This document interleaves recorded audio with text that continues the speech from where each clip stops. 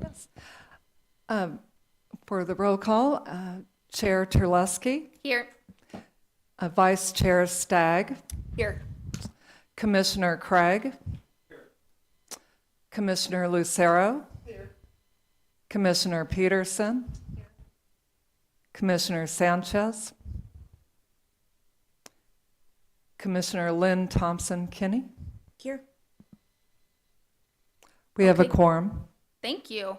Please join me for the Pledge of Allegiance.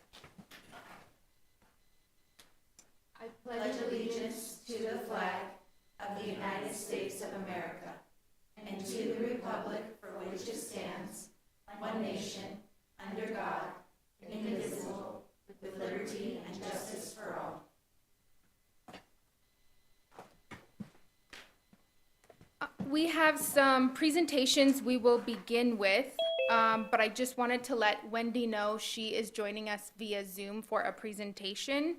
We are going to move Wendy to after our open meeting law and commissioner handbook review. So you will be right after these presentations, Wendy. Thank you. Good afternoon, Chair Terlesky and commissioners. My name is Annie Meredith. If I haven't had the pleasure of meeting you yet, I serve as your city clerk for the city of Kingman. Today, I am doing our annual open meeting law and parliamentary procedure training. And then I'm also going to do a quick overview of the updated commissioner handbook, which I passed out to everybody.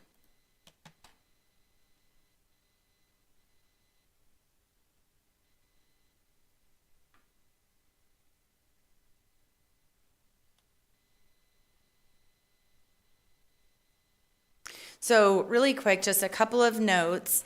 If nobody has covered with you the use of the microphones, you only have about a 4-inch cone on these. So you definitely want to make sure your green light is on and it is closer to your face, even though you can hear yourself and maybe the people sitting next to you can hear you. It may not be picking up on the recording or on our live stream. So I just wanted to touch base on mics. It's like my constant reminder, don't forget to use your mic, don't forget to make sure people can hear you thing for everybody. So we are going to hop right into the open meeting law. Open meeting law is basically the public policy that governs how meetings are to be noticed, held, and the information that they must contain. Open meeting law is important because it really is how the public is able to interact with our public bodies and be a participant in the public process for the business that's being conducted with the city. Basically, it's the public's business has to be conducted in the public. It preserves the public's right to participate in government. It also helps maintain the integrity of us as the government and the citizens and making sure that we're open and transparent and that they feel like they're a part of the process. Who must comply? Each and every one of you. I like to make sure that everybody knows it's not just you as a commission that has to comply with open meeting law, it's you as an individual. So should there ever be a violation or anything like that, it's not necessarily against the commission, it's against you as an individual and anybody that participated in it. What constitutes a meeting? That is a gathering of a quorum of you. You're a 7-member body, so anytime there are 4 or more of you, that constitutes a meeting. And so open meeting law would step in, and anything that happened would fall under the open meeting law. Vacant positions do not reduce a quorum. Right now, you guys don't have any vacant positions, so you don't have to worry about that. And what constitutes a meeting? It's not just this, right? So it's if staff sends out an email and you reply all, then that's a quorum. So now we have an official meeting taking place and open meeting law rules apply. If one of you posts something on social media and another person shares it and another person comments and another person comments and you hit 4, that constitutes a meeting as well. These are all of the different ways, because technology is definitely present in 2026, right? So it could be social media, it could be email, texting, any type of thing like that. We just encourage that you refrain from doing that. If staff sends out an email, just reply directly to them. Don't reply all. If there's information you want to share with other commission members before your next meeting, send it to staff, ask them to share it with the commission, and just make sure you guys don't have discussion amongst each other outside of a publicly posted meeting. There is the chance that you could splinter a quorum. Say 2 or 3 of you went and had lunch together and you had some great discussion, and then you left and you called somebody else on the commission to share that discussion.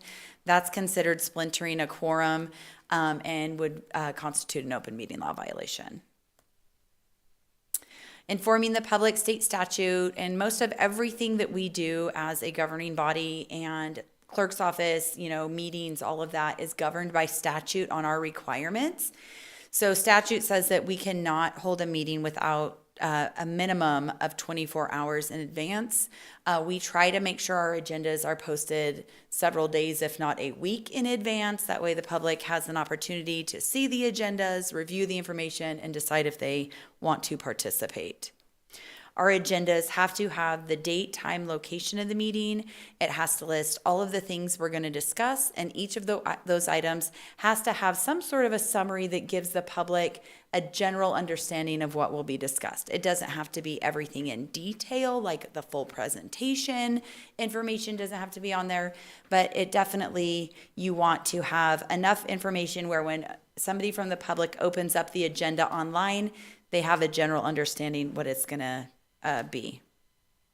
And just a quick note on the agenda, when you open your meeting, you want to make sure that you announce that this is the January 27th meeting of the Heritage Preservation Commission being held at 12 o'clock p.m. and that kind of thing as an opening before she does roll call. And then only things listed on the agenda can be discussed. And I like to highlight this because sometimes when staff is giving a report or something else comes up, you're like, oh, and it'll trigger a thought of something you wanted to ask somebody about, but chances are that's going to take you off topic. So the best thing is at the end of the agenda, when we get to requests for future reports or updates, you can say, hey, I was wondering if you could give me an update on this or that. And then we're not pulling off of the agenda or swaying off topic, and we can always bring things back. Any action that's taken when a meeting hasn't been properly noticed or the item has not been agendized is null and void, and it has to come back anyways. Call to the public. We do allow for a call to the public on our agendas. It is not required, but we do. It's an opportunity to give the public the option to be involved in the process or to ask questions, bring concerns, whatever. We do impose a 3-minute time limit for all of our council and board and commission meetings for call to the public. If you have somebody come to call to the public, you can't respond unless they have criticized you directly, then statute allows you to respond to that. What you can do is direct staff to reach out to the person, get some more information, put it on a future agenda, or you can sit in that awkward silence and just be like, thanks, appreciate you coming, But again, you cannot, it's not a time for a conversation. The public does have a right to attend the meetings, listen to meetings. They can video record it, they can audio record it. That is all legal through statute. They don't have the right to be disruptive. If somebody comes in here and is just causing a ruckus, then you can definitely shut that down. And they can only speak if they've been invited to speak or they have signed up through our process to speak. Anybody that knowingly violates open meeting law, again, that sanction is against you as an individual, not the city. The city won't represent you in that. That would be on your own to rectify that situation. Conflict of interest. We see this a lot more like with council or like planning and zoning, municipal utilities, where you have those specific type of professionals on those commissions.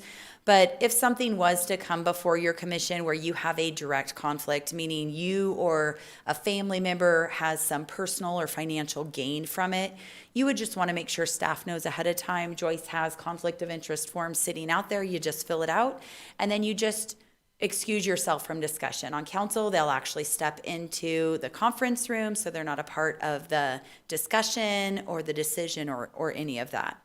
And if you're not sure, you can always contact the city attorney's office and they can review that with you. A remote interest, that is your cousin's, uncle's, brother's neighbor. You know about it, but it's not really going to be a conflict for you directly. You don't have to worry about those types of things. And this gives you, you guys have this handout, this gives you a very detailed explanation of what that could be.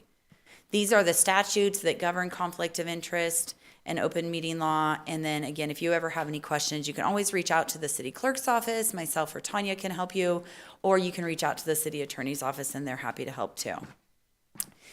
Are there any questions on open meeting law and conflict of interest? Okay, so we will go, yep, go ahead. My question is simply that you suggested that it is an open meeting if there is a quorum. It is not an open meeting if there is not a quorum. Is that correct? That is correct. So Therefore, we could discuss something if there were less than a quorum. you can. We provide caution to that because the chances are if you and another commissioner are discussing something that you know is going to come before your commission, and then neither of you knows that you haven't already discussed it with somebody else, and you're maybe like, I can share it because there was only two of us, but then you both share it, then you have. So we always just say, if there is, you can have conversations with each other, but if it is something that's going to be coming back before this commission, we would just give the advice or guidance that you just wait and have that discussion here in the meeting. Yeah, you're welcome. Yep. The conflict of interest, if you belong to an organization that supports the cities and different activities and that type of thing, is that a conflict of interest even though you're just a member of that group? So I would say that if you are a member of a group that's trying to get something accomplished and that goal is coming before a body for decision and there is a benefit to that group, I would just maybe not be the person that brought the thing here and presented it. I think you're still okay to participate because you're one of, the 7, but I would say I wouldn't present it because you are a member of that group. So I would have somebody else from that group do the presenting, do the sharing, answer the questions, all of that. And then the commission member just participate as a commission member as far as, the discussion and the vote. Thank you. Yeah, because there's not a personal benefit to that, but perception, right? Is there a perception that you joined this commission because you wanted to move the objectives of a different organization? We just always want to be transparent and have the most integrity, right? And show the community that we're really here for the benefit of all, and you guys are representing the community, not any one specific group. Does that answer your question okay? Okay, any other questions? Perfect. So parliamentary procedure. Parliamentary procedure is the rules that lay out how a meeting is to be conducted. People know them as Robert's Rules of Order. The city has adopted a modified version of that, which is allowable by statute. So the way that we run our meetings, we run them consistently across the board, council, boards, commissions, they're all the same.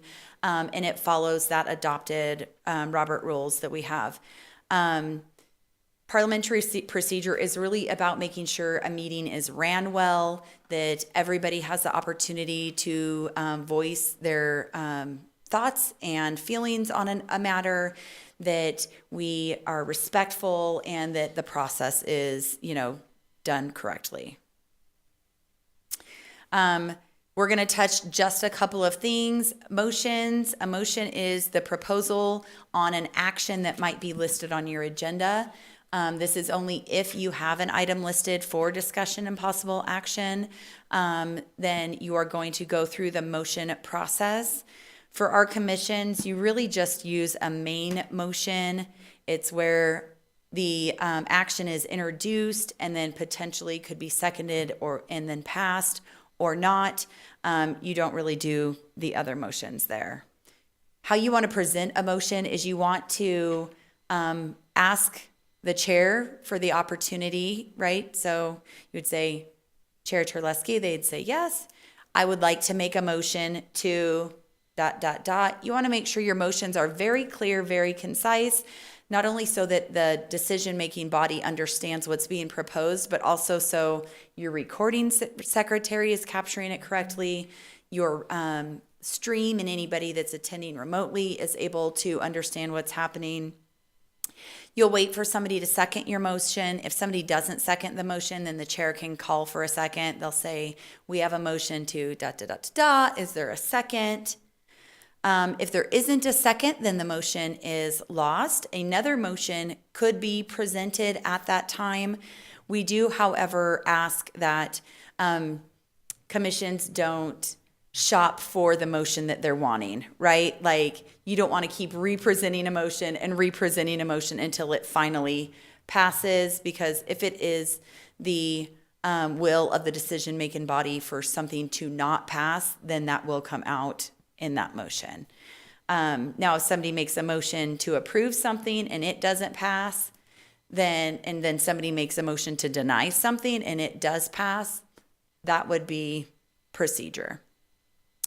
The chairperson will restate the motion. They'll say, we have a motion to this and a second. Is there any discussion? They'll open it up.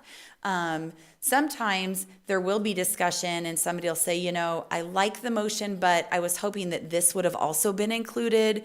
And you can ask that whoever made the motion expand or amend their motion. There is the opportunity to do that.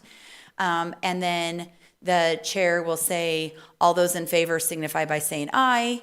Any opposed, nay. Motion either carries or motion fails. We don't generally do roll call votes and things like that unless it is a more contentious matter where maybe it is closer to having a split vote and you want to just be really clear on if the motion passed or not, and you were not able to tell that by the voice voting. Parliamentary procedure, it's the best way to get things done. Like I said, it helps keep things in order. It makes sure things are done clearly and concisely. Everybody's obeying the rules of debate and everybody's being courteous. Because at the end of the day, we're all here for the benefit of the city. You were each selected by the council to represent the city for your unique perspectives, gifts, and talents. So that is all for parliamentary procedure. Does anybody have any questions on that? Okay. So then I am going to move into my next one, which is going to be just a quick overview of the Board and Commission Handbook. This was recently updated, and we have had quite a lot of new commission members. So we want to make sure that everybody understands what your role is as a commissioner, as a chair, as a vice chair, what the council liaison role is, what the staff liaison, the recording secretary, and then if you have any questions, I'm happy to answer those too. You have the handbook to read at your leisure. The last page of it is an acknowledgement that when you've had a chance to read it, I just ask that you sign and return to staff and they can get those back to my office. But this is definitely not the deep dive. This is the highlight. So if you do have questions later, you can always ask my office or ask staff and we'd be happy to answer those for you. And this is all taken from our city code as well, because city code establishes how commissions operate. So the responsibilities of the commission members is really to provide a valuable communication link between the community and the council. We do expect that you attend the meetings If you have 3 or more unexcused absences, that will result in the removal. Council wants to have engaged commission members. What constitutes an excused absence, we have had this question, is when you have notified staff 24 hours in advance of your meeting that you are unable to attend. We want you to engage the community, right? You're that link between the community and the council. Get feedback if there's stuff that's coming from you. You guys are working on a project, things like that. Kind of talk to your peer groups, get some feedback like, I'm representing you on this commission. How can I best serve you? What are thoughts and ideas you have pertaining to heritage preservation? And then, you can bring that back. And then just to be engaged, right? You're here. We want to make sure you're engaged and participating. The role of the chair is to coordinate with the staff liaison on the agendas. You preside over the meetings. You encourage discussion amongst the commission members. Keep the meeting on track, right? If we start to stray, you're like, let's kind of reel that back in and stay on topic. And then, making sure everybody's treated with respect. Vice chair, pretty much if the chair's unavailable, then you get to step up and run the meeting. And then you also, again, everybody has their role as a commission member. The role of the council liaison, this year your council liaison is Vice Mayor Chair Samily. They attend these meetings as an observer, and then they can provide updates to council on what you guys are doing. They can recommend appointments if there's a vacancy on your commission. And then they can encourage and support you guys in fulfilling the mission of the Heritage Preservation Commission that's been outlined by the council. The role of the staff liaison is to attend the meetings. They assist the chair with meeting management and decorum. They work with the recording secretary, make sure the agendas are prepared and provided to you. They communicate with you guys. And then they report to the city manager if there's any issues with commissioner attendance.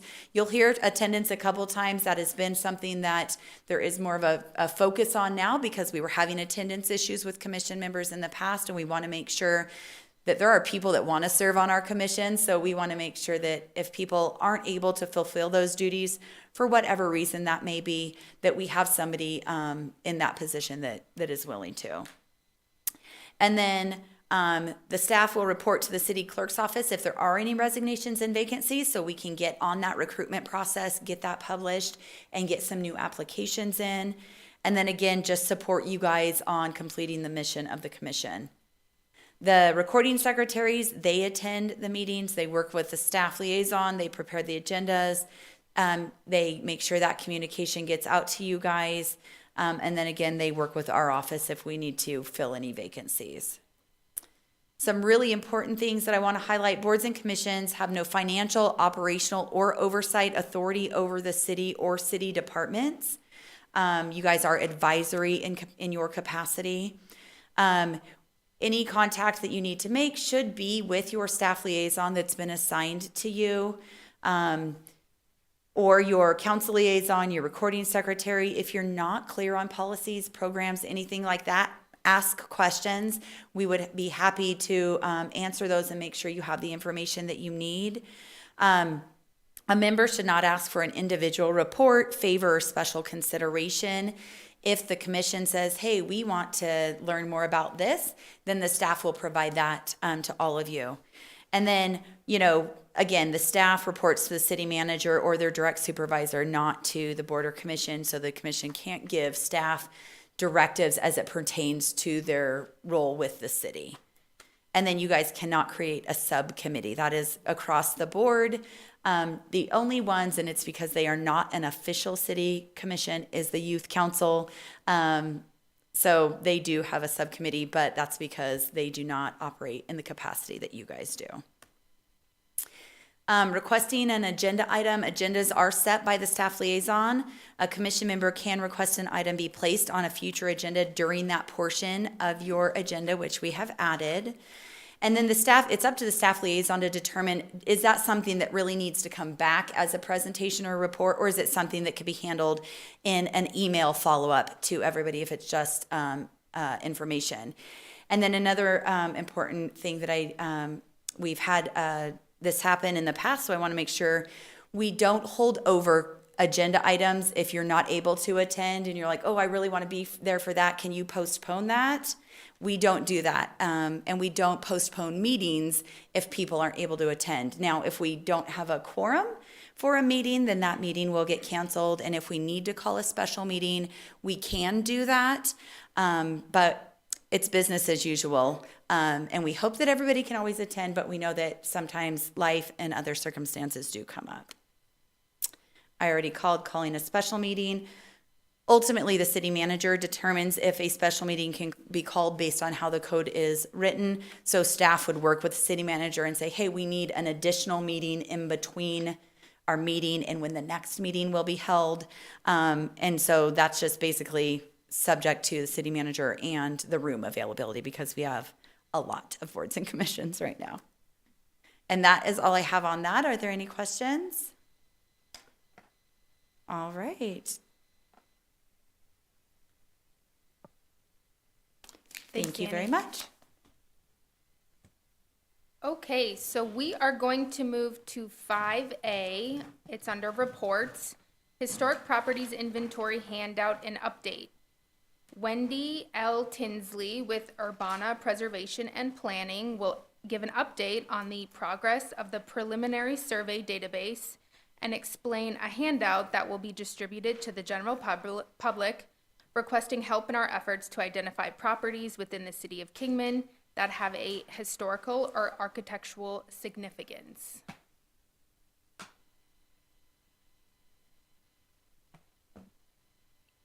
Great, can you hear me? Yes. Hey there, I'm Wendy Tinsley Becker, Principal of Urbana Preservation and Planning, LLC.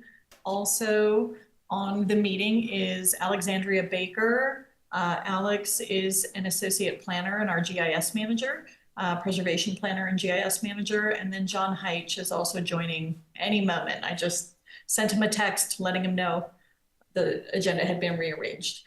So he'll be joining. He's a senior historian with Urbana, and Alex, John, and I are sort of the main parts of the Urbana team, and we're really excited to, there's John. We're really excited to kick off our work with and for the city of Kingman. And so this is a great opportunity to present the project, at least on a preliminary information level, to the Heritage Preservation Commission. And then we can walk you through our methods and goals and such. So I have a brief presentation that I'll go ahead and get started on.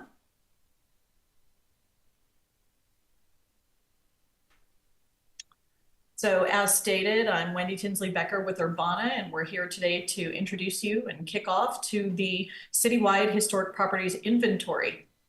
Obviously, the City of Kingman is the project sponsor. We're working close with Josh Noble and Monica Murphy in Economic Development and Heritage Tourism. The city is clearly the primary stakeholder of the project.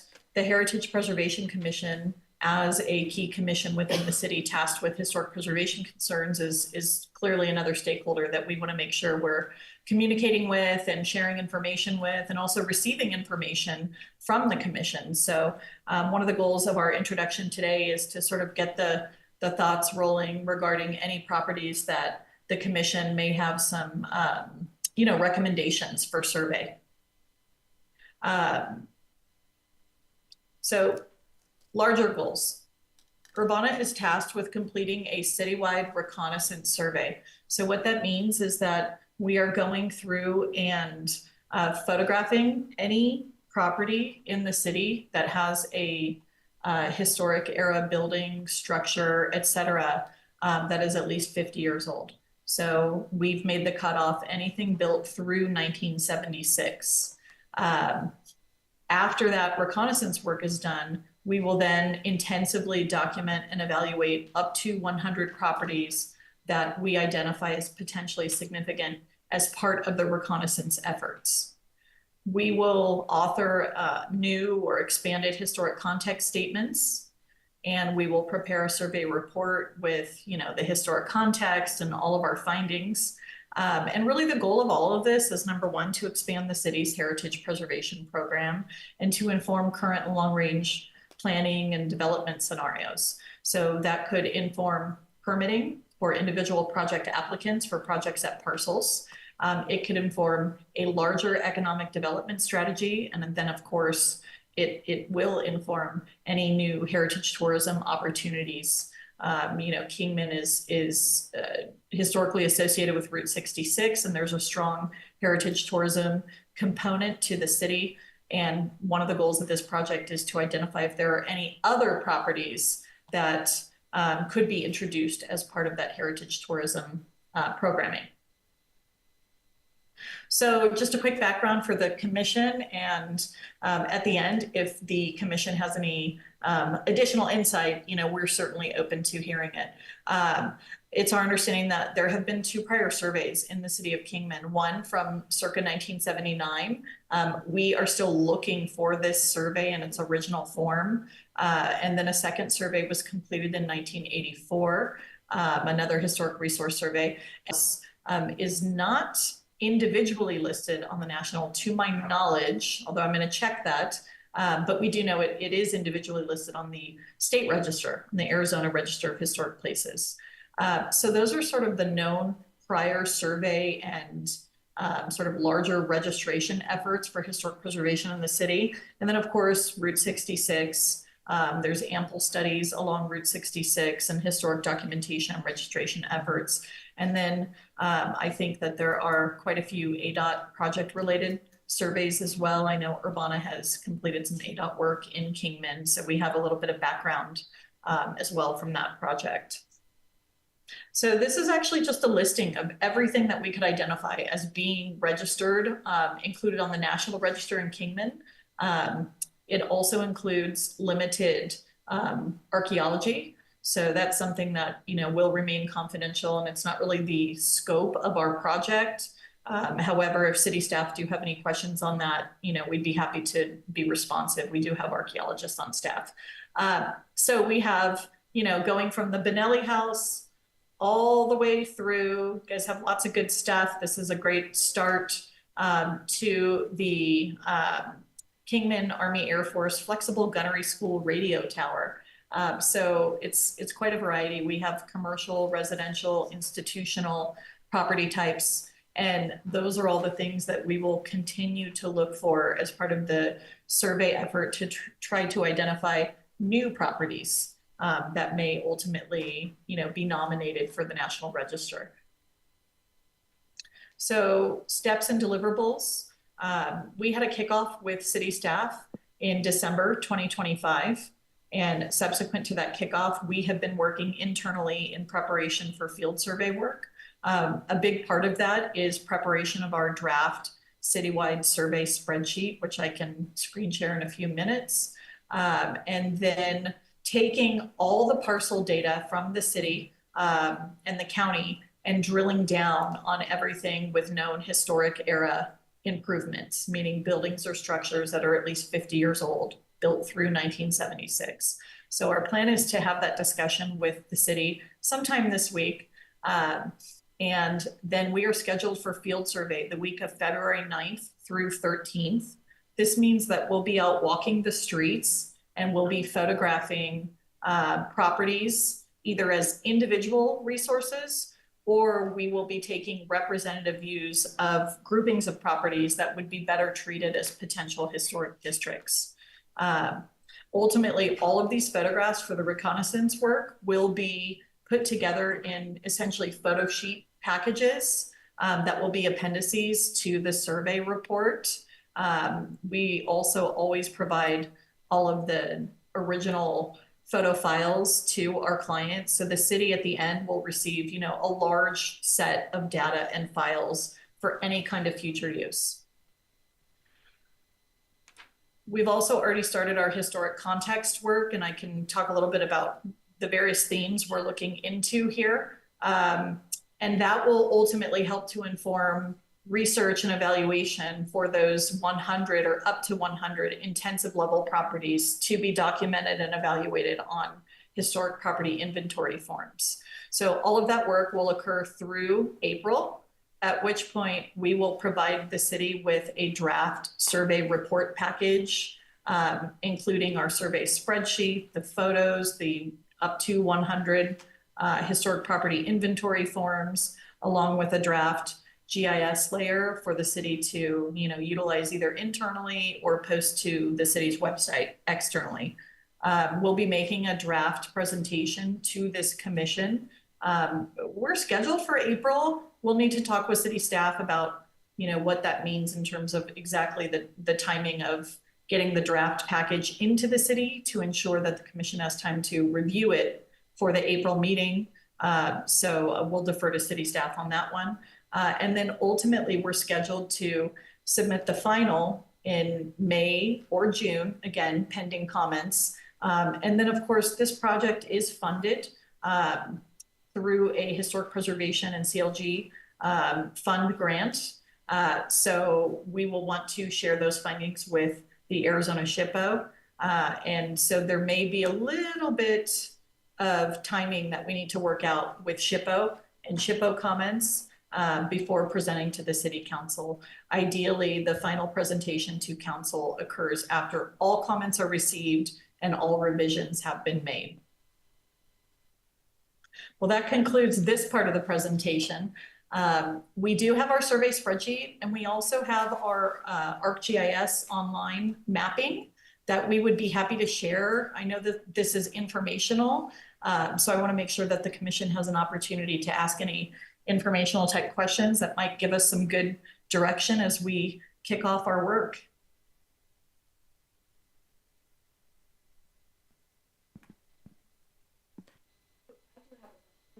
Are there any questions or comments? Okay. Hi, this is Commissioner Lynn Thompson-Kinney. I have a question in regards to does the search include single-family homes? And the question with that is if we think there might be one or more residential homes that might fit the criteria as historical, but somebody's gone in and remodeled the inside and sort of, interrupted the integrity of it. Is there a way to still put that on the registry, or does that sort of destroy the process?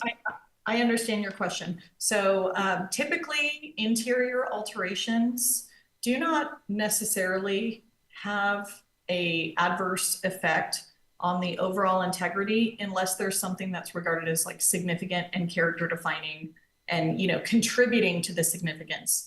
So a good example, let's say a craftsman bungalow, right? That typically would have built-in cabinetry in the living parlor area. The loss of those built-ins would not in and of itself mean that the property is still not a good example of a bungalow. Typically, we're looking at the exterior elevations. So if those changes on the interior don't carry through to the walls and the windows, the windows are still intact, the doors and window openings are still intact as they originally existed, I would say that there's still opportunity to identify it as significant. Thank you. You're welcome. With staff's permission, I'd be happy to screen share our draft survey spreadsheet so the commission has the opportunity to just sort of browse. Yes, Wendy, please go ahead and share.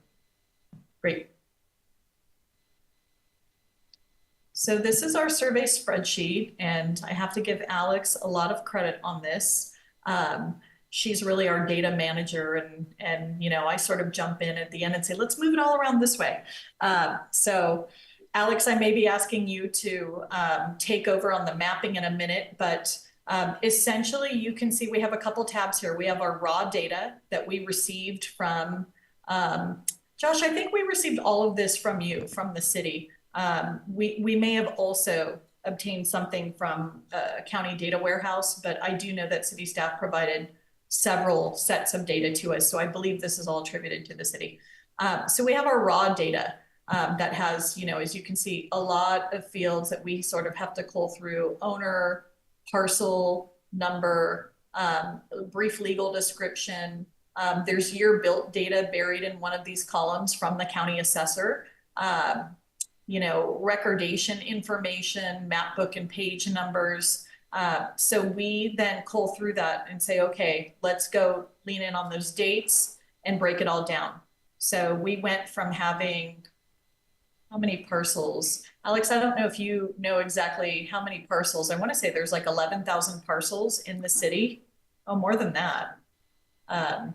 Probably someone on the city side knows. We're close to like 20, 22, 23. There's a little over 20,000 parcels within Kingman boundaries.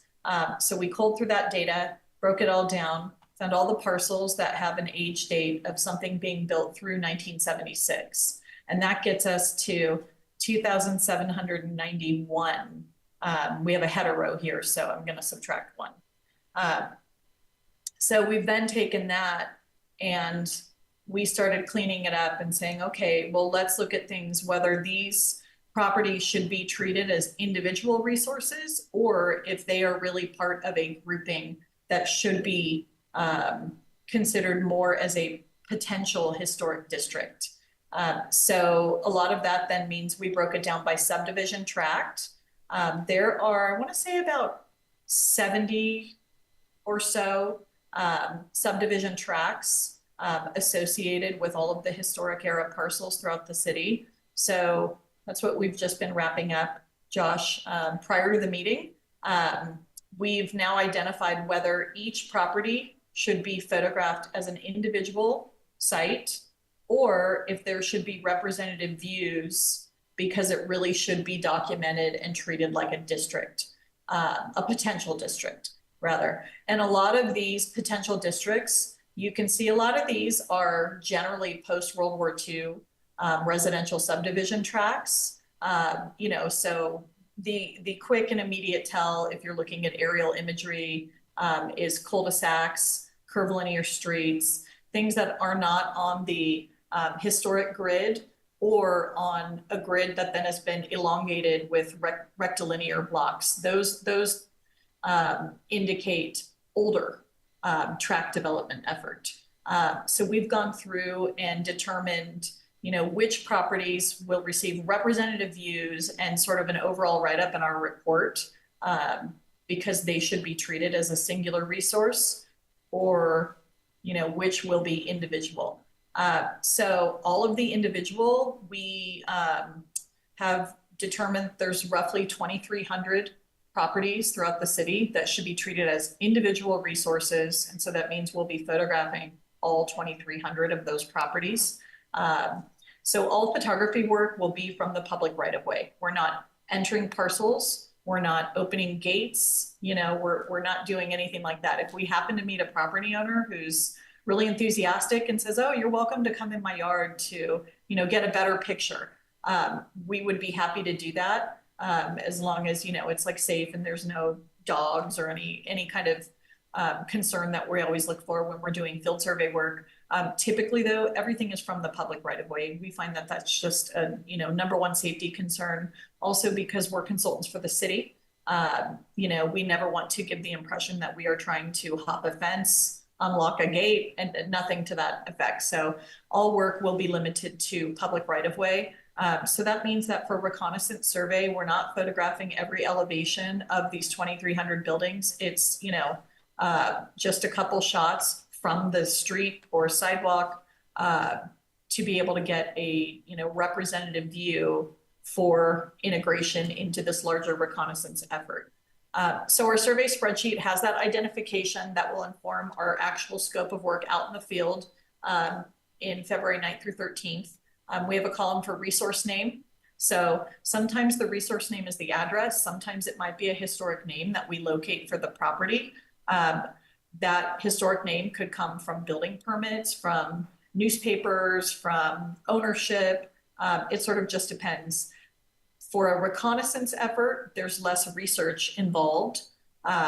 So some of these may just end up as address, and really the properties that appear to be significant, those should have a resource name assigned to them.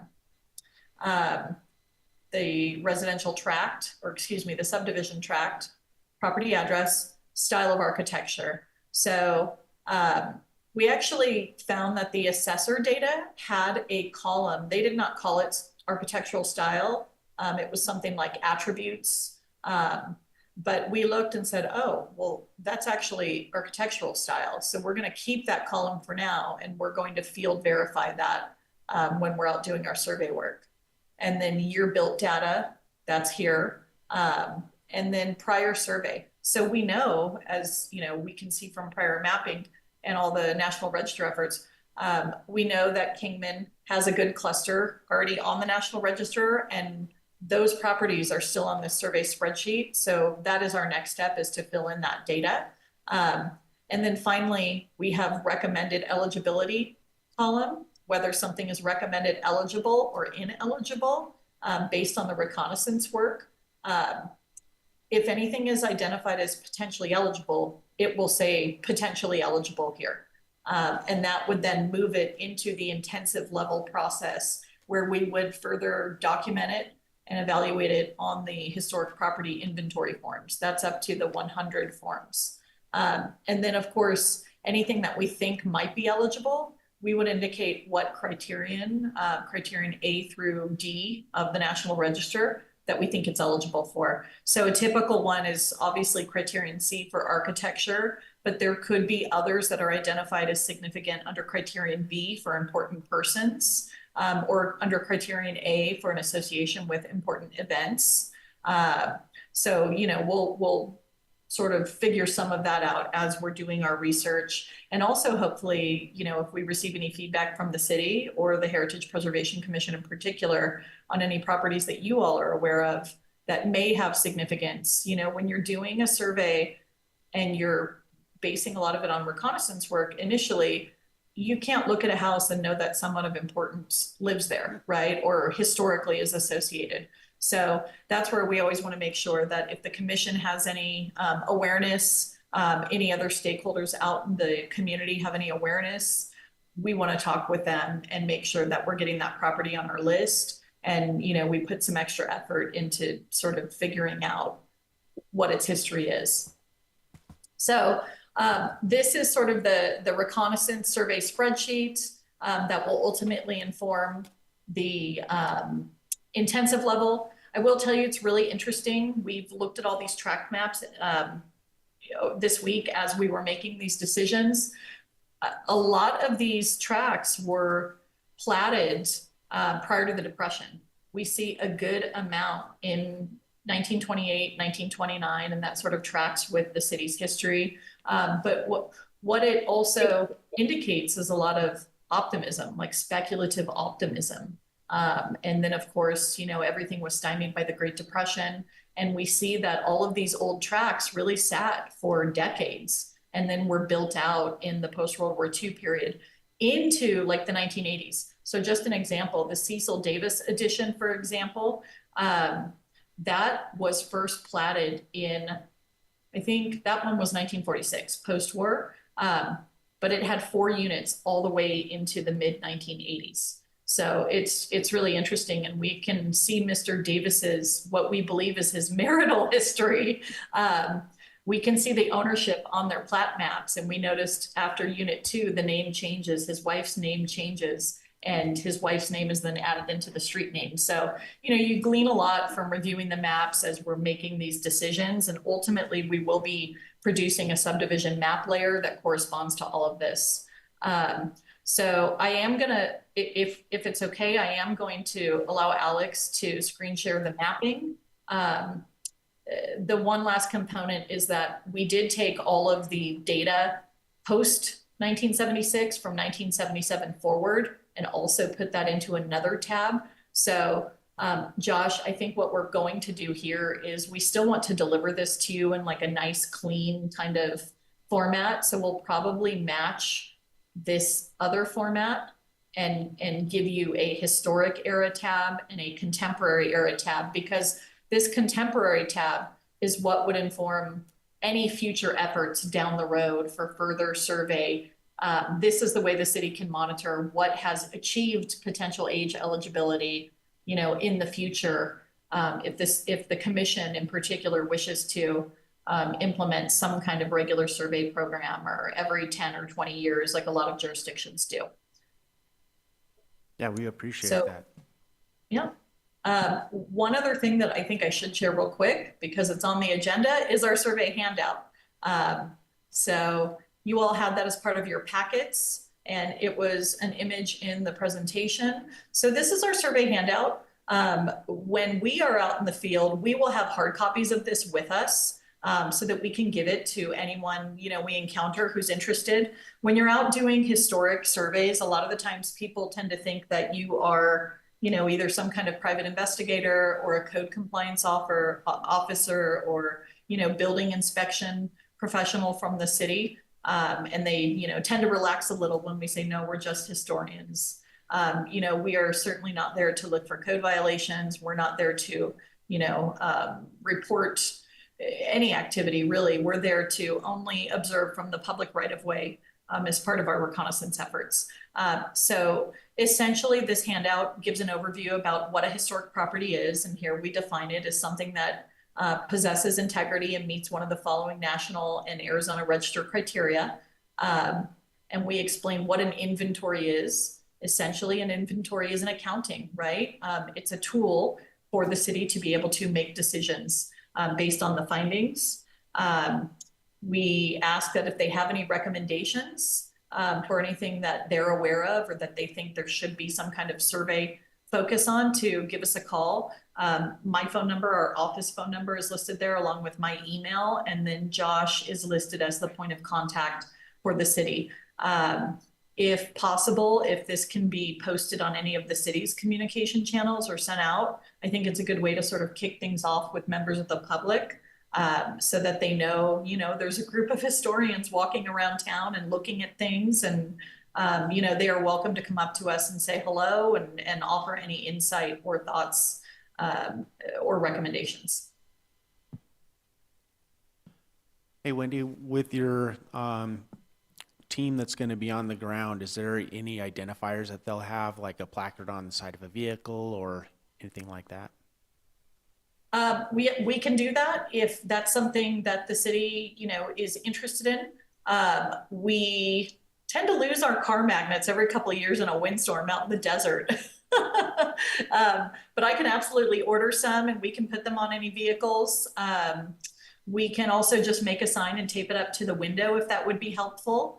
We will make sure that every vehicle is identified in the exact same manner with signage in a window. Okay, sounds good. Great. The only other thing is we will be out there with safety vests. So we'll be a little recognizable just with, the neon on as well. Did you have a question, Donna? Okay. Thank you so much, Wendy, and your team for being here. That was insightful, and we're excited for you to come see Kingman. Yes, it's not my first time. I'm in Prescott, and we're really excited to be working on this for the city. We did reach out to the SHPO. At the start of a project that's funded that we know will go to SHPO, we always like to check with them on report formats and, how they would like us to submit it to them, things like that. And the CLG coordinator for SHPO actually responded with enthusiasm and said, this is the first time there's been any kind of citywide survey in a long time that they've seen in Arizona. So it sounds like, there's some solid support up at SHPO. Fantastic. Thank you. You're welcome. Okay, we will move on to agenda item 2A, approval of minutes from November 25th, 2025, meeting minutes, approval of minutes. Do I have a motion? I'll make a motion. Oh, sorry. And I will second that for Walt. Okay, we have a motion and a second. All those in favor? Aye. Aye. Any opposed? Thank you. 3, call to the public, comments from the public. Those wishing to address the commission should fill out request forms in advance. Comments from the public will be restricted to items not on the agenda, with the exception of those on the consent agenda. There will be no comments allowed that advertise for a particular person or group. Comments should be limited to no longer than 3 minutes. The commission may not respond to speakers during the call to the public. The commission may direct staff to study the matter or request that the matter be placed on a future agenda. We have 2 requests. Karen Fogg is the first request. Oh. Oh, yours for the, okay, sorry.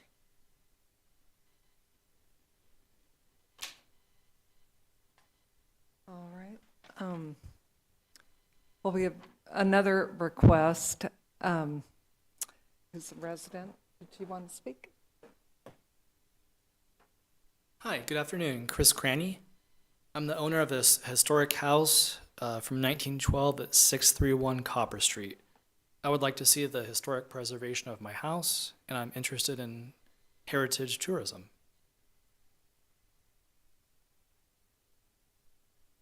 Thank you.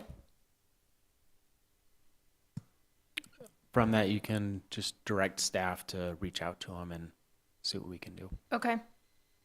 Then you can make sure you have his contact information to reach out. Thank you.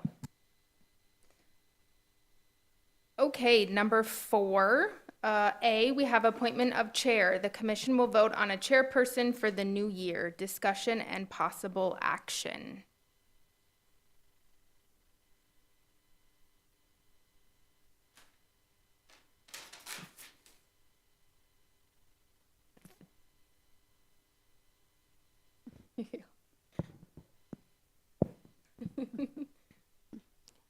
I'm going to vote that we have Nikki serve for another year.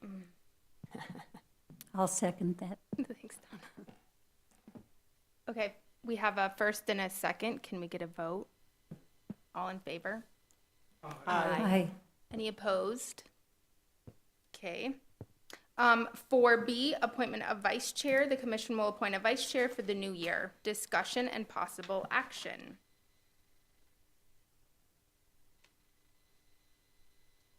I would nominate Leah Stagg to continue as the vice chair for this year. I'll second that. Okay, we have a first and a second. Can I get a all in favor? Aye. Aye. Opposed? Thank you. 4C, train silhouette mural concept at Lewis Kingman Park. Staff will present a concept to enhance the existing train silhouette featured at Lewis Kingman Park with an art project. The black paint on the structure is oxidized and needs to be recoated. Staff has received a proposal from an artist to create a custom mural as a Route 66 Centennial project. Discussion and possible action.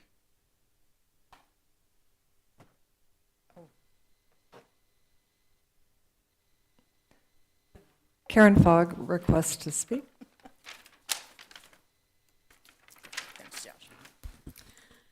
Good afternoon. I'm Karen Fogg. I'm the chairperson for the Park Commission, which is Parks, Aquatics, Recreation, and Trails.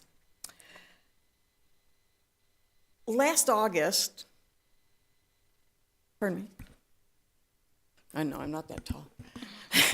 Josh Noble, the city's tourism manager, brought to 3 commissions, the EDAC, the Park Commission, and your commission, a proposal for a mural on the silhouette depicting a train and surveyor of Lewis Kingman Park.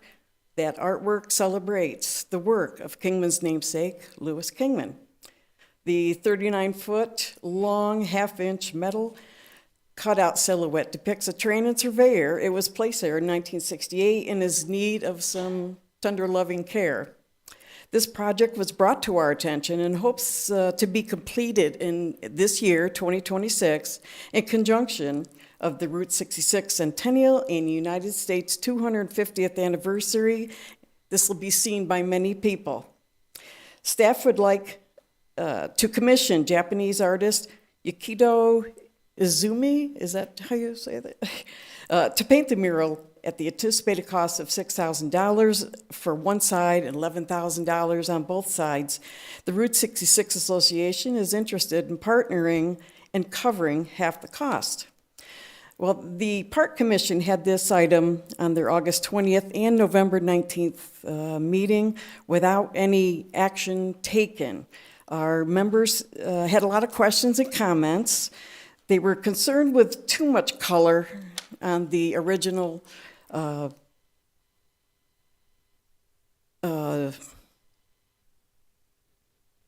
the original presentation of what the artist renditions is what I'm looking for. They were concerned. They would like to see would have liked to see a little more browns and turquoises, more representative of Kingman and Arizona. One commissioner suggested having a high school or college artist paint a rendition on the train. Another comment was the mural artist rendition took away from Louis Kingman's silhouette. Another commissioner wanted it to remain black. This type of mural on the Louis Kingman Park Monument is out of place and recommended a local artist be paid for something that does not combine historic moments and pop art displays. Another commissioner suggests the art because it makes people think and expands horizons, and Route 66 is international and multicultural. But the mural needs to reflect the Kingman community. I happen to prefer keeping the traditional black on one side. I'm also concerned about vandalism. The Cadillacs that are in the ground at that park can be written on by people, and I'd hate to see people think that they can write on the mural of the train in Surveyor. The EDAC Commission had this item in their August 26th agenda, and Tourism and Administrative Coordinator Adam Geller shared a presentation of the artwork. After many questions and comments, a motion to accept the concept was approved by a 5-0 vote. I'd like to see this item addressed in the next 2 months. Our commission does not meet until next month. But I'd like to see it for approval and action by the commissions, sent to City Council for approval to start on this project and have it finished. And I really want to thank Josh Noble and his staff for all the work in bringing more culture to Kingman. I just wanted to add that to you before you start your discussions on this item. Thank you. Thank you. And Karen chairs the Parks Commission, so it's good to have her here to share a little bit about the sentiment from the members of the commission. So Chair Terlesky, Vice Chair Stagg, members of the commission, I do have a presentation put together in here for the concept, and there we go. I think we have it open. Let me just go into the Urbana one and I'll reopen because it looks like the one that we had was closed.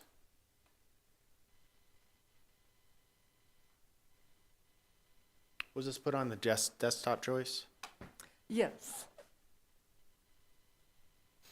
Okay.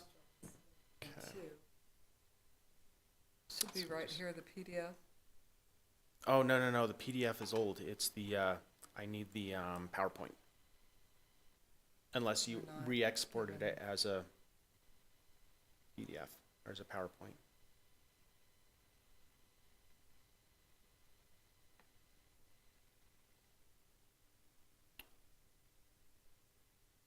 Is it, oh, it's on the flash drive. Is that what you're saying? Yes, I had the. Yeah. Would you like to navigate to it? PDF is outdated. Outdated? I apologize. I wasn't given the updated version.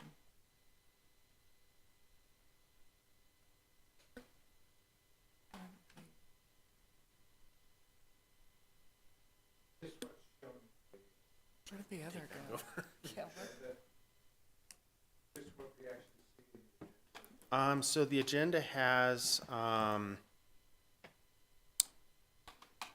the sketch, but not the presentation. So That's what I have. is this here? Yeah.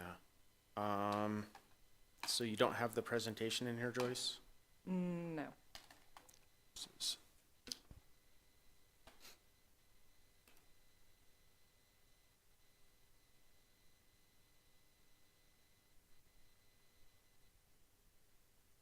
Okay. So just to give kind of an update, adding on to Karen's,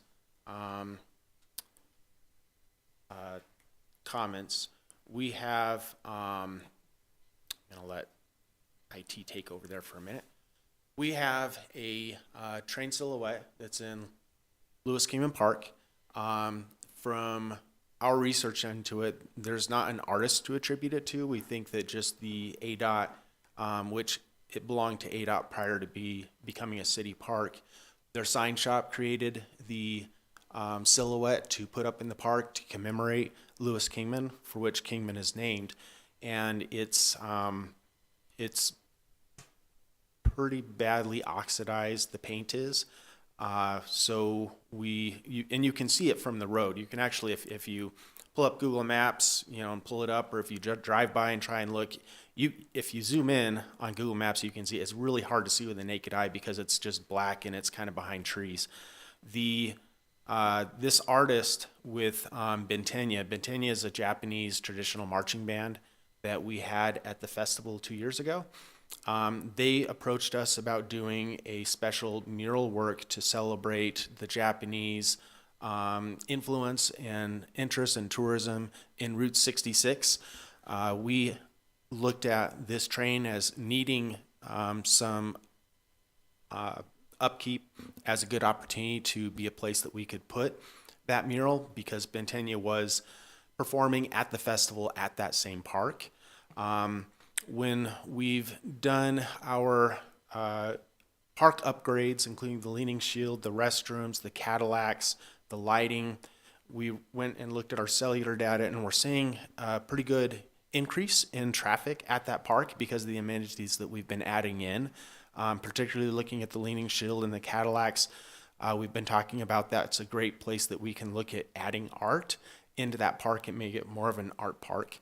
The ASU Project Cities group did a study of art playbook for the city of Kingman last year, so we actually finalized that, and we're putting together an art master plan now. But out of that, we learned from the community. There were over 300 surveys, 400 surveys that were submitted in where people wanted to see art, what sort of art they wanted to see. The downtown Hilltop area was the highest area of interest, which Lewis Kingman Park is in the Hilltop area, and murals had over 80% interest in being added in as public art. So this all really fit in with what the community wants from our research in that study. And this is, like I said, is a piece that needs some love and care. So this sketch pulls together different elements of Kingman's history and our culture that the artist had presented as an idea or a concept that she could work on if the commission is interested. She'd like feedback. So at the top of that, you can see a piece of art in New York City, and then another piece of art in, I think it's in Denmark somewhere, a city, where she takes different elements of those. So you see the bicycles in New York, and you'll see windmills in the European piece. I'm going to just zoom in on those so that they're a little bit easier to see. So you can kind of see what this sort of art looks like.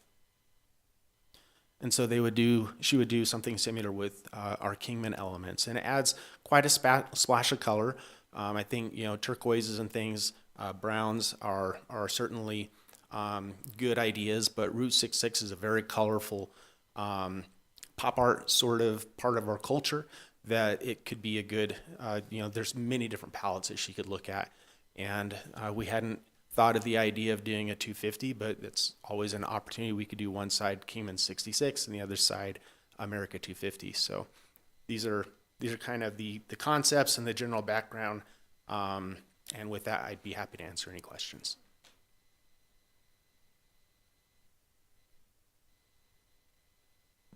Exactly where is this? So do you know where the dog park is off of Andy Devine Avenue? That's in the back of that large park that fronts the street? We're talking about. Between Lowe's Kingman Harrison, Park. yes, Right, between okay. Harrison and Fairgrounds. Okay. So, and where is it? It's back against the back of the thing? It's smack dab in the middle of the park. And a lot of people don't know it's there. Unless you get out of your car and you walk the park, you may not realize that it's there. But in the center, there's a football-shaped section that's probably 150 feet wide by 300 or 400 feet long. And there's a raised platform in the middle. And this train silhouette is right in the middle of that platform. The way it's designed is that you have the kind of early locomotive steam on one side behind the surveyor, and then the surveyor is looking forward to the future, and that's a more modern, at the time, 1968, sort of train concept. And so it's bringing the past and the future and celebrating that train history. So what you're proposing to do is to basically repaint it. Correct, and work with this artist to do it in that style. And that artist has done a lot of works around the world in different, for different communities. So this would be something that if people came in and they learned about this mural being available to come and take a look at, there'd be a lot of interest because of that notoriety. So if we do nothing, we have a kind of a sad old thing that's just sitting there. Is that right?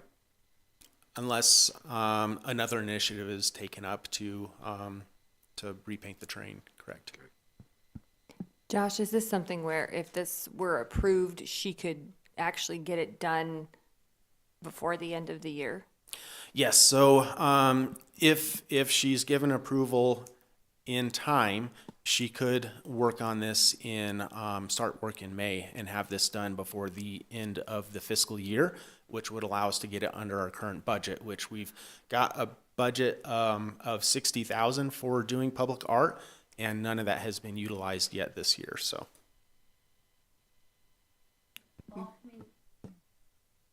Is it all coming out of the city budget? At one time, I think Route 66 was going to pay a portion of it. Is that still available? So that is something they've expressed interest in, and they do have a grant available that we can use to match funds to do a project like this. Okay. I did go out and walk around there and look at it. It does need to be brightened up, or something needs to happen. I mean, I'm kind of a traditional type person. I think we should stick with that to some extent. But it would be nice to see it brightened up with maybe some turquoise or bronze, maybe what was suggested by the Park Commission. And I could even see doing one side like that, keeping it more traditional, and then maybe something else on the other side. But even that, I would probably look at more a southwestern look than maybe some of the contemporary. But that's just my personal preference. I like the idea that it's visually stimulating. So if we're looking at kids coming into the park, there's enough that's visually stimulating about it. The other thing I think that people have noticed around town, they like the murals. The murals are not all Southwest colors. They're colors that draw people's eye and draw people's attention. We're surrounded by Southwest colors. There's plenty of that complements that. This has enough visually stimulating things that kids are going to walk up and say, hey, there's that, and there's that, and there's that.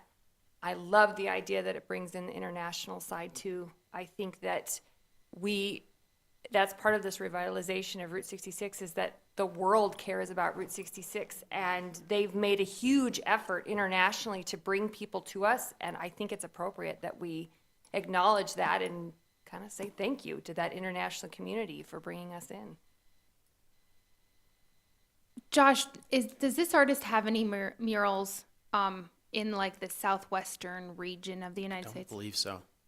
Not that I'm aware of. And so did Bentenia select the artist, or they're working together and they selected Kingman, or did we reach out to them? Bentenia reached out to us, and they've been working with this artist. Bentenia is going to be a sponsor of this in some way, so they're helping, to coordinate the artists and maybe do some of the funds as well. But yeah, they reached out to us and said, "We've got an artist that does mural work. Is there a place in Kingman that we could look at doing a mural to celebrate kind of our collaboration and the Japanese, the history of Japanese coming in and touring the Southwest?" Is there some sort of placard? I know you were just there, Donna. Is there a plaque about Louis Kingman by the train? There is one there, and I was going to bring that up because that really needs to be refreshed also. I think it was put in 1966, and it looks very worn. So I think that could be even maybe updated and a little bit more information, that type of thing. But yes, there is one there at the front of it.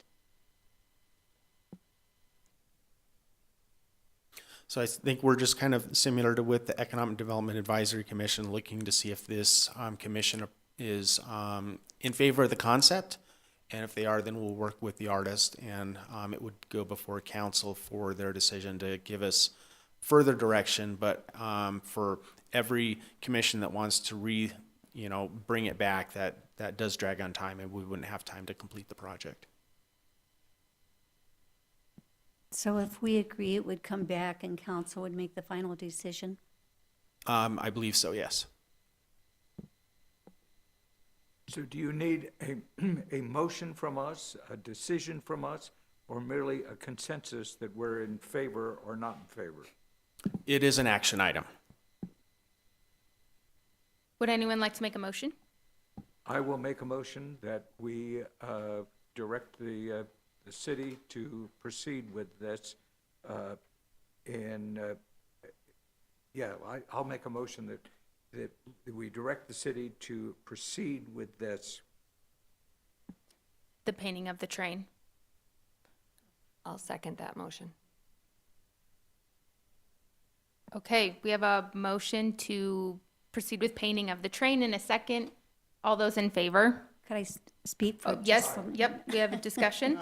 Yes, when we say, so it's the painting of the Louis Kingman train, and I lost my train of thought. It needs to be specific. I just Yeah. had one question, Josh, on Yes. that. What's the vandalism like? I mean, we pay that kind of money to have that artwork done. Has there been vandalism there at that Kingman Lewis Park? Karen, do you have any? I will say we've the Leaning Shield's been there for a little over a year. We've had no vandalism with it. We were really, one thing we were watching for with the Cadillac silhouettes going up is if that would travel and go into other areas. We've not seen it. The Ramadas haven't been hit. The trash cans haven't been hit. I don't think this area in the middle of the park that I've ever seen has been. We did give kids the opportunity to do chalk art on it during the festival, and there was a lot of interest. There was a lot of chalk art that was put on the trains at the festival by the children. I think a lot of the vandalism, people set fires, they break things, they go in the restrooms. But as far as things that are out in the open, we generally haven't had an issue with vandalism, even with the drive-through shield, the heart sign, the other pieces that are out in the public space. People have pretty much been respectful and left that alone. What's this thing made out of? Solid steel. Electrify it. Somebody.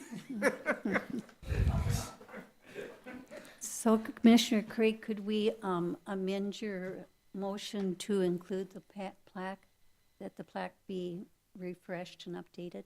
Yes. Could you restate the motion? Okay, I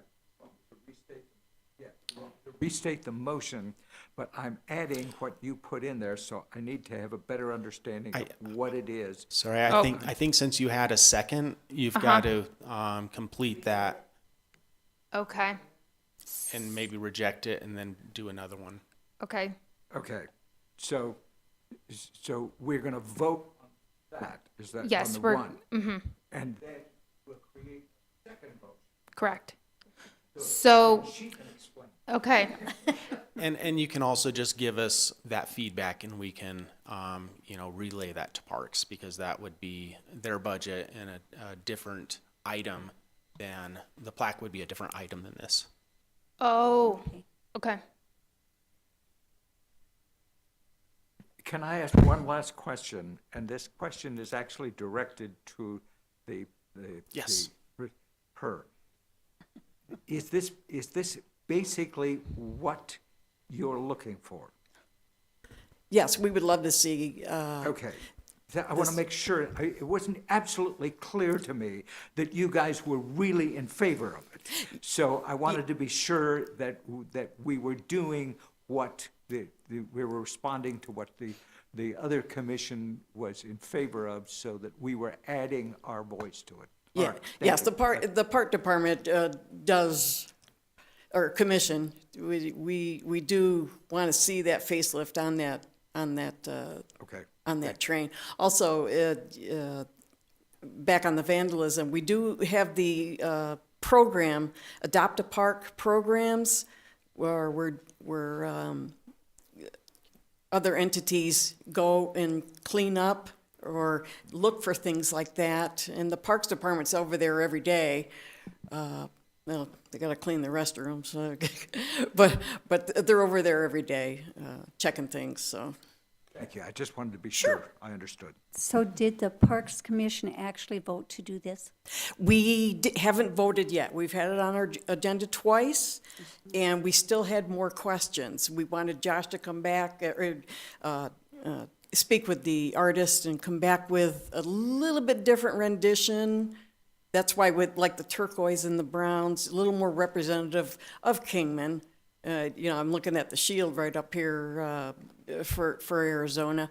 But that's where we were kind of leaning more toward, instead of a lot of these pinks and, I don't know, that's what we were kind of looking at. But we're going to have it on the next agenda too, which is February, and we'll see what they, after coming back and looking at some of this, you know, I like some of this going on. But you said you had another PowerPoint with, did you have one with color, Josh? No, okay. Okay, but just a few things more added to it as far as Kingman in Arizona. That's what we were looking for. Thanks, Karen. Sure. Joyce, could you read off the motion that Commissioner Craig had? Excuse me, Commissioner Craig, can you please tell me your motion? I don't have that motion. Can you please? Well, I believe the motion was to instruct the city to move forward with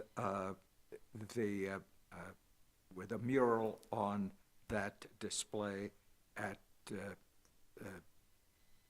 park. Okay. And so that motion was made and Leah had seconded it.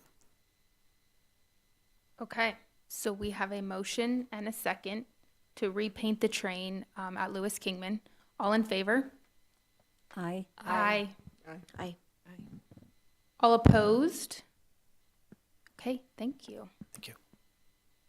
Madam Chair, I'd like to make a motion also that the plaque at Lewis Kingman Park on the display be refreshed and updated, and ask the council to look at that. Yeah, you can't make, that's not on the agenda.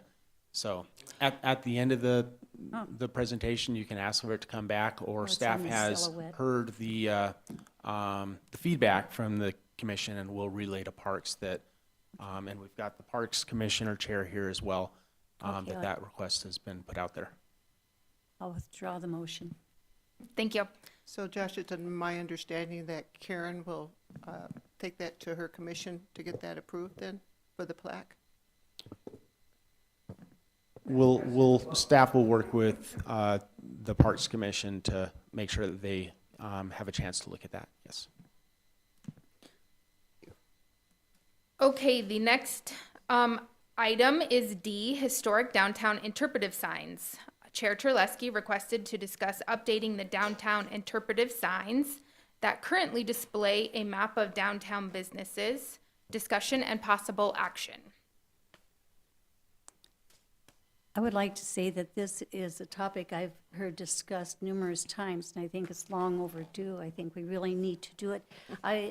The discussions that I've heard on it should be that we need to do it from the start of the El Trovador Hill exit and do Beale Street and Andy Devine and combine them all and do the signage for the downtown area. So I think we support that.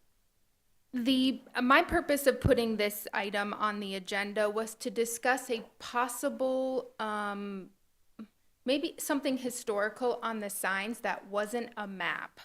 I think our downtown is pretty small in nature, and I think we could better serve the downtown by maybe including historical events that have happened in Kingman.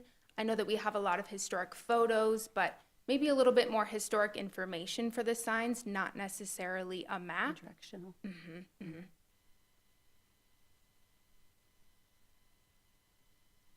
We have an immense amount of photographs and even, there's even some different event banners and posters for historic events over the years that, what a great way to get in front of people so that they can see some of these artifacts or archival materials that they wouldn't otherwise see, and maybe people have forgotten that we did these kinds of things, and I think people always respond really well. We've seen that many times. They respond to the now and then approach to photos, and so anything we can do, I think I'm in favor of anything we can do to get historic archival material in front of people as a priority.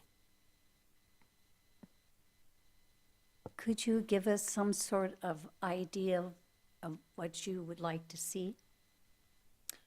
I know in particular there is an article about when Major League Baseball played a game here. I think would be really interesting. We have some really good photos from that too. I'm just saying, like really good photos. How many signs are there? Good question. Josh, do you know how many signs there are? There's five. So So there are 5 signs currently displaying a map. Okay. Because some signs are already displaying historic photos, which serve as a now and then, which it's like this same perspective. Okay, so 5 signs, which I think it would be neat if each of them was unique.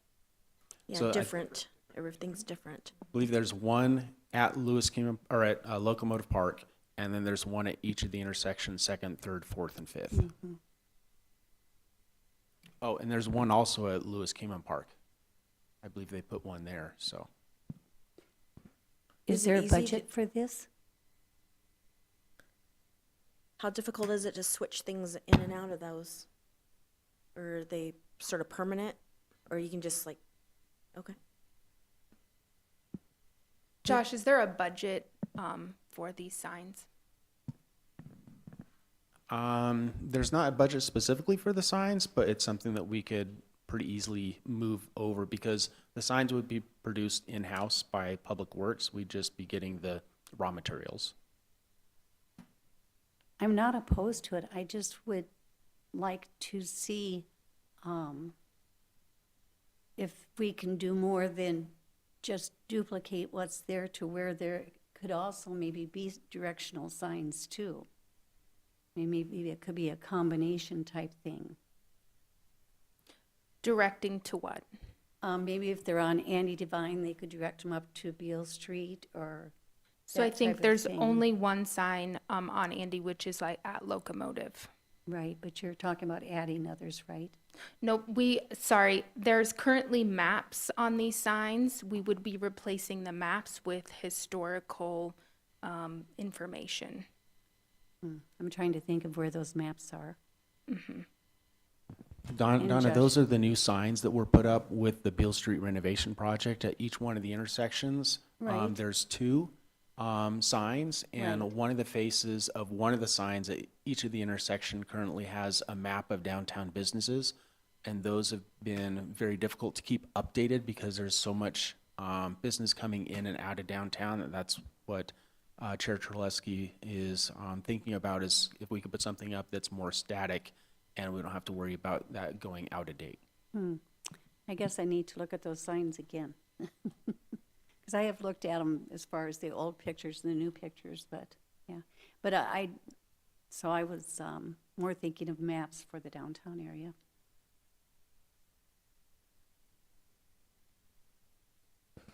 Or maybe if there was one left with a map, but I know, like you said, it needs to be updated. Can't have an old map on there. Are both sides the same on each sign, or there's historic information on? So each intersection has two signs, and there's two faces to each sign. So there's 4 faces on each intersection. 3 of the faces at each intersection is, as Vice Chair Stagg had said, a then and now. It has a historic photograph of something or a place at that same location. And then the 4th side is currently the map. And we initially had built those maps to help facilitate bringing people into the downtown during the renovation project, because there was difficulty for people getting down the sidewalks. The map was left up as an initial placeholder when the streets were opened up, but that's been a year and a half, and they are very outdated.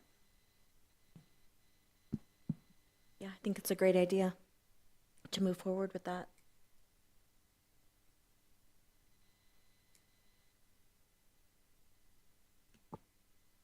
Okay, I want to go ahead and make a motion then that we take those maps that are signs that now have maps on the one side, and then go ahead and put future events or past events that have happened. Is that what you're looking for, Stat?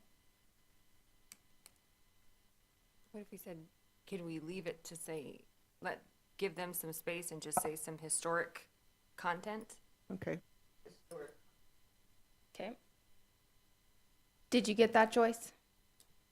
Would you repeat that again, please? Historic content. Make a motion that on the signs that now have a map on them, that we change that to some historic event that has happened in the Kingman area. Okay, thank you. Okay, do we have a second? I'll second. Thank you. All those in favor? Aye. Opposed? Thank you. Moving along to item E, repainting of the steam locomotive number 3759 at Locomotive Park. Chair Terleski requested to consider the repainting of the locomotive at Locomotive Park, discussion and possible action. I do have a little bit of information about the steam locomotive I'd like to share. It was built in 1928. It was a northern type coal burning steam locomotive. It carried passengers between Los Angeles and Kansas City, so through Kingman. It made 10 round trips monthly for more than 30 years. It was given to the city in 1957 by the Santa Fe Railroad as a historical monument. It is listed on the National Register of Historical Places. I can see the locomotive from my office at the Visitor Center, and I can see how many people come and enjoy the train.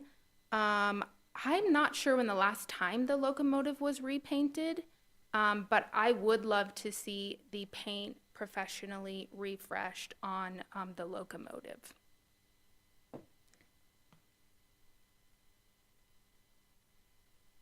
The thing about locomotives is that they only get painted every so often. And so it doesn't not look like, even though everybody knows it's not actually active, it doesn't actually not look like a perfectly good locomotive. So I guess the question that I'm really asking is the paint job such that if the railroad were still using it, would they need to repaint it? And because I suspect that painting it is not cheap.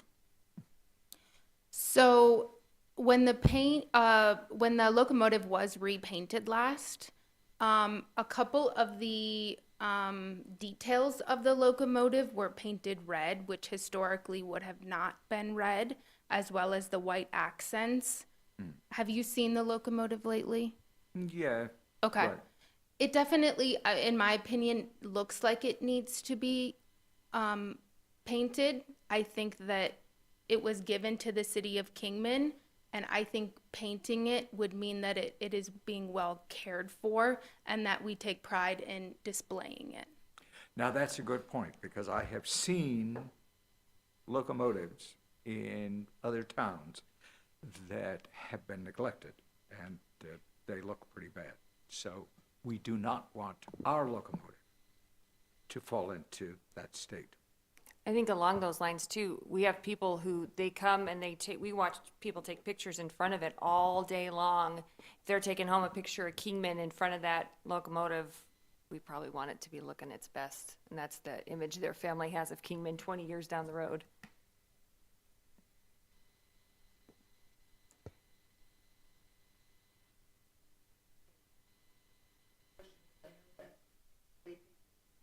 They take pictures, you know, like you were saying, and most of that's worn down where they, you know, get up on the steps and they put their hands up on the rails and all that.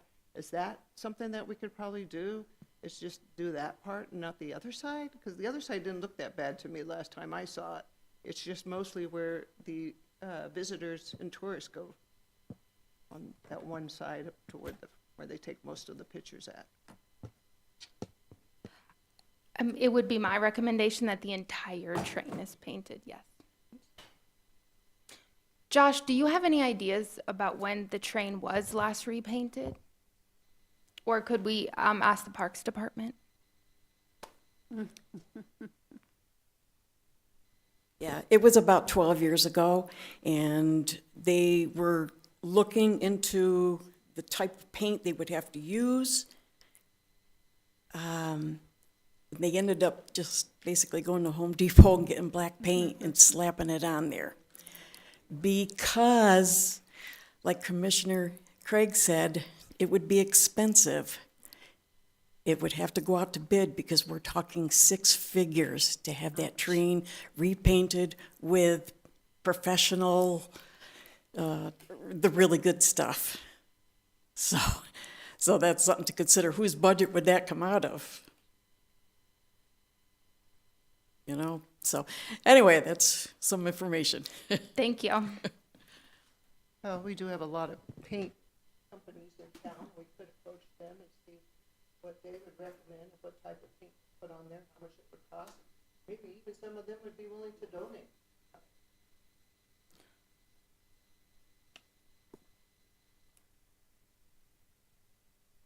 I think that there could possibly be grant funds available. And I'm wondering, but I don't know how easily it would be to work with the railroad, but if they could possibly help in any way with paint supplies or.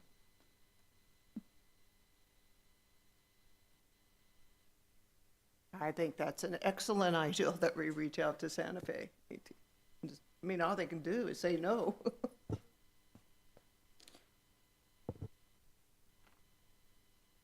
Do we want to take action on this item?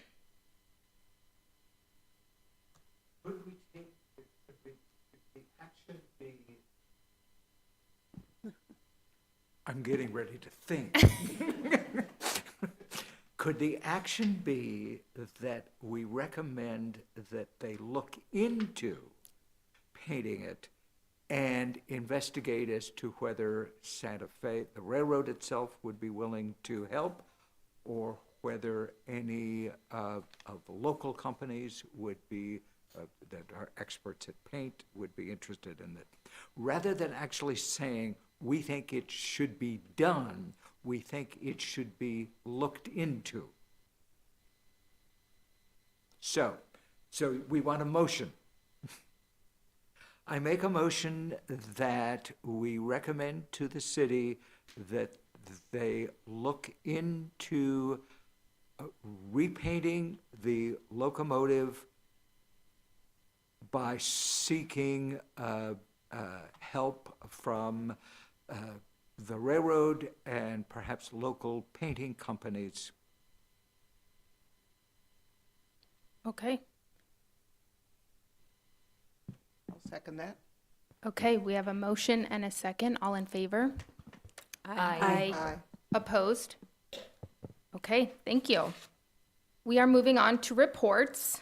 Oh, we already did that one. Moving on.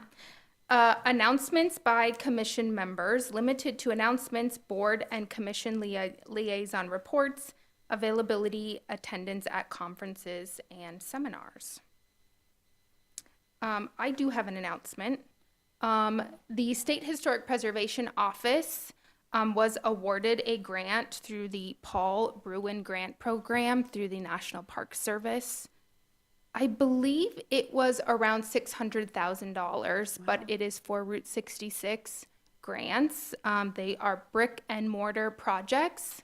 The grants will be up to $100,000 per applicant.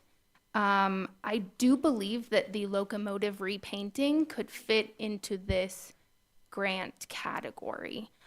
It will be opening in a few months. SHPO is waiting to finalize their heritage grant program before they open up the Paul Bruin grant.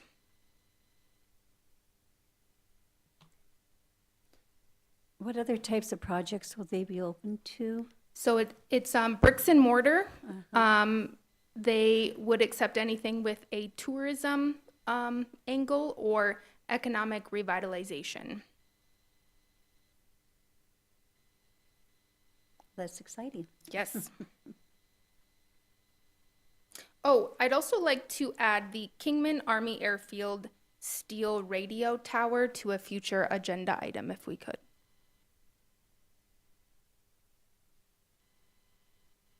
Well, I have a couple of things. Kingman Main Street received a second grant from the Route 66 Association for the Beale Hotel sign project. So it gives us $20,000, and I think our bid came in at like $25,000, so we'll be ready to move ahead on that. And hopefully it will be done. They tell us it will be done in time for the fun run. So that'll be exciting.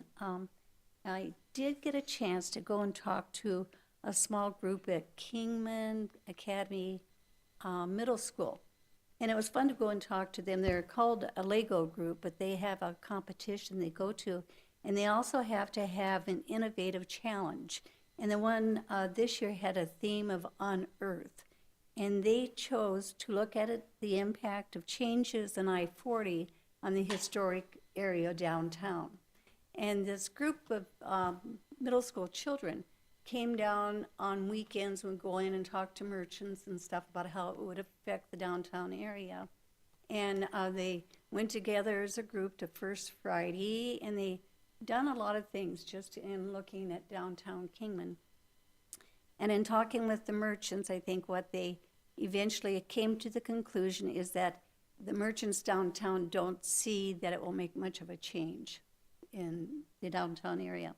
But what was exciting to me is that this group of middle school kids were really excited about the historical area and coming down and doing all that work. So I thought that was great. And I even thought that perhaps having their coach come and talk to us sometime about this youth thing that they do at the academy would be a good subject for us.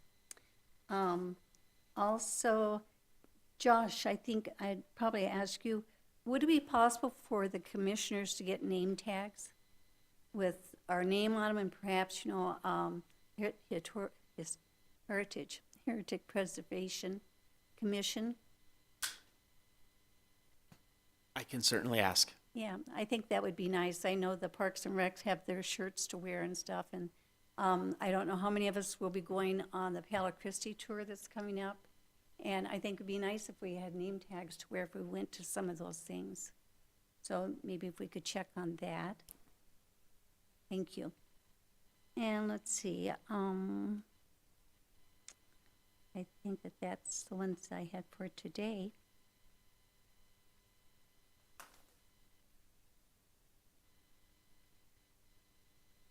I'd entertain a motion to adjourn the meeting.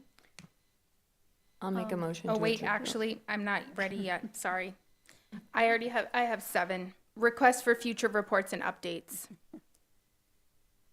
I would like to ask that Palo Christi be on our next agenda, just for a general discussion of what we might get out of this meeting and the tour.